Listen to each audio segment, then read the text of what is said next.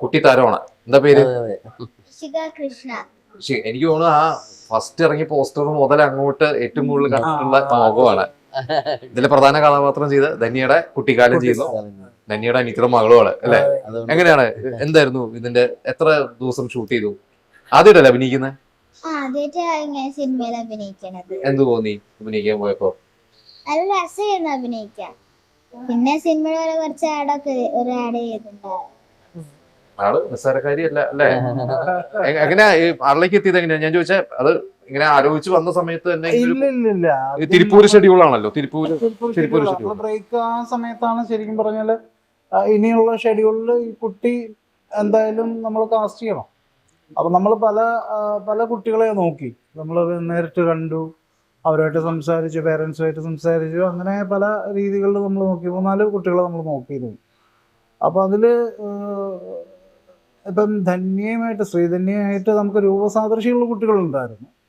പക്ഷെ അവരൊക്കെ ആക്ട് ചെയ്യാം, ഭയങ്കരമായിട്ട് അഭിനയിക്കുന്ന കുട്ടികൾക്കത് അങ്ങനെയാണല്ലോ, അവർക്കത് ആയിട്ടാണ് ഫീൽ ചെയ്യുന്നത്. അപ്പം നമുക്ക് വേണ്ട ഏജ് ഗ്രൂപ്പും ഈ പറഞ്ഞ 6 to 7 years ആയിരുന്നു നമുക്ക് വേണ്ടത്. 7 years എന്നുള്ളൊരു ഏജാണ് നമ്മൾ ഫിക്സ് ചെയ്തിരുന്നത്. അപ്പോൾ ആ സമയത്ത് ഇവരുടെ ഒരു ഫാമിലി ഗെറ്റ് ടുഗദർ വരികയും നമ്മൾ ഒരുമിച്ചുണ്ടാകുകയും ചെയ്ത സമയത്ത് ഇവർ മുംബൈയിലാണ്, ഇഷിക മുംബൈയിലാണ്. അപ്പം പേരൻസും ഒക്കെ ആയിട്ട്. അപ്പോൾ അവരവിടെ വന്നിട്ട് നാട്ടിലുണ്ടായിരുന്നു. അപ്പോൾ ആ ഇവന്റിൽ വെച്ചിട്ട് നമ്മൾ കാണുകയും സംസാരിക്കുകയും എല്ലാം ചെയ്തപ്പോഴത്തേക്കിനും ഇവള് ഭയങ്കര സ്മാർട്ടാണ്. അപ്പോൾ ഇവളുടെ യൂട്യൂബ് വീഡിയോസ് ചെയ്യുന്ന ആളാണ്. ഇഷിക ടോക്സ്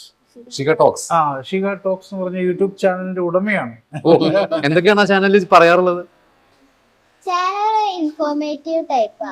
ഈ amphibians, young ones in the shelter, അതുപോലത്തെ ഇൻഫോർമേറ്റീവ് ടൈപ്പാണ് ചാനൽ. വലിയ കാര്യങ്ങളാണ്. ഇപ്പൊ ഹോം സ്കൂളിംഗ് ആണ് പറഞ്ഞു ഷികയുടെ അമ്മ പറഞ്ഞു ഹോം സ്കൂളിംഗ് ആണ് ചെയ്യുന്നത്. ഭയങ്കര ഐക്യമാണ് ആൾക്ക്. അതെ, ഐക്യു കൂടുതലാണ്. അത് ഈ ക്യാരക്ടറിന് എന്തെങ്കിലും ഗുണം ചെയ്തിട്ടുണ്ടോ നിങ്ങളുടെ ഷൂട്ടിംഗ് സമയത്തൊക്കെ? ഉണ്ട്. അത് ഭയങ്കര ഇൻട്രസ്റ്റിംഗ്. അത് ഞാൻ ഒരിടത്തും പറഞ്ഞിട്ടില്ല. ഞാനൊരു ഇന്റർവ്യൂവിലും പറയാത്തൊരു കാര്യമാണ്. കാരണം ഞാൻ പറഞ്ഞല്ലോ, ഇതൊരു 7 വയസ്സുള്ളൊരു കുട്ടി എന്നുള്ള രീതിയിലേക്ക് നമ്മൾ ആലോചിച്ചു. പക്ഷെ ഇവർക്ക് 4 വയസ്സ് കഴിഞ്ഞിട്ടേ ഉള്ളൂ. കുട്ടിക്ക് 4 വയസ്സ് കഴിഞ്ഞിട്ടേ ഉള്ളൂ. അപ്പം ശരിക്കും സിനിമയ്ക്ക് ഗുണപരമാകുന്നത് എത്രത്തോളം ഏജ് കുറയുന്നുവോ അത്രത്തോളം ഇമ്പാക്ട് സിനിമയ്ക്ക് കൂടും. അങ്ങനെയാണ് ആ ക്യാരക്ടറിന്റെ ഒരു നിലനിൽപ്പ് സിനിമയിൽ. പക്ഷെ കുട്ടികളെ വെച്ച് ചെയ്തെടുക്കൽ വലിയ പാടാണ്. ഈ പറഞ്ഞാൽ മനസ്സിലാവില്ലല്ലോ. നമ്മളിപ്പോൾ ഒരു സന്ദർഭം പറഞ്ഞാലോ ഒരു ക്യാരക്ടർ ഇങ്ങനെ ബിഹേവ് ചെയ്യണമെന്ന് പറഞ്ഞാലോ അവരുടെ സെൻസിലേക്ക് അത് ഉൾക്കൊള്ളാനും പറ്റില്ല, അവർക്കത് ചെയ്യാനും പറ്റില്ല. പക്ഷേ ഇഷിക ചെയ്ത ഒരു കാര്യം എന്ന് പറഞ്ഞാൽ ഇതാണ് നീ ചെയ്യേണ്ടത്. ഇപ്പം ഇങ്ങനെ നോക്കിയിട്ട് ഭയങ്കര എക്സൈറ്റഡ് ആവുന്നു, വാവ് പറയുന്നു, അല്ലെങ്കിൽ അങ്ങനെ ഒരു ഫീൽ ക്രിയേറ്റ് ചെയ്യുന്നു എന്ന് നമ്മൾ പറയുമ്പം അത് ചെയ്യുന്നു. അതേത് കുട്ടിയും ചിലപ്പോൾ ചെയ്യുമായിരിക്കും. നമ്മൾ റീടേക്ക് പോകേണ്ട സമയത്ത് കേട്ടോ, ഷിൻസിന് ഇത് അറിയാവുന്ന എനിക്കറിയില്ല. റീടേക്ക് പോകേണ്ട സമയത്ത് ഇപ്പോൾ സെയിം ആക്ഷൻ കണ്ടിന്യൂറ്റി ചെയ്യും. ഇപ്പൊ ഇടത് കൈ കൊണ്ടാണ് കൈവച്ചത്. ഒരു അസിസ്റ്റന്റ് ഡയറക്ടർ ആരെങ്കിലും നോട്ട് ചെയ്ത് വെക്കേണ്ട കാര്യം ആള് നോട്ട് എസ്റ്റാബ്ലിഷ്ഡ് ആക്ടർ അധികം എസ്റ്റാബ്ലിഷ്ഡ് ആക്ടേഴ്സ് പോലും ആള് ചെയ്യും. ആള് ആ സമയത്ത് ഈ യൂട്യൂബ്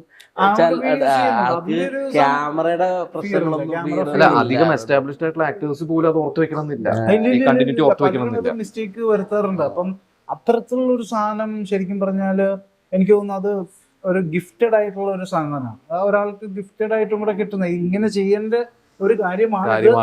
സ്വയമേ തിരിച്ചറിഞ്ഞ് ചെയ്യുന്ന ഒരു സാധനമുള്ളൂ. അത് ആരും പറഞ്ഞു കൊടുത്തിട്ടില്ല. നമ്മൾ പോലും മിസ്റ്റേക്ക് അവിടെ വന്നാലേ ഉള്ളൂ നമ്മളത് വീണ്ടും പറഞ്ഞു കൊടുക്കും. പക്ഷെ ആളത് പറഞ്ഞു കൊടുക്കാതെ തന്നെ ചെയ്തു. 4 വയസ്സ് കഴിഞ്ഞിട്ടേ ഉള്ളൂ. അപ്പൊ അങ്ങനെയുള്ള ഗുണങ്ങളാണ്.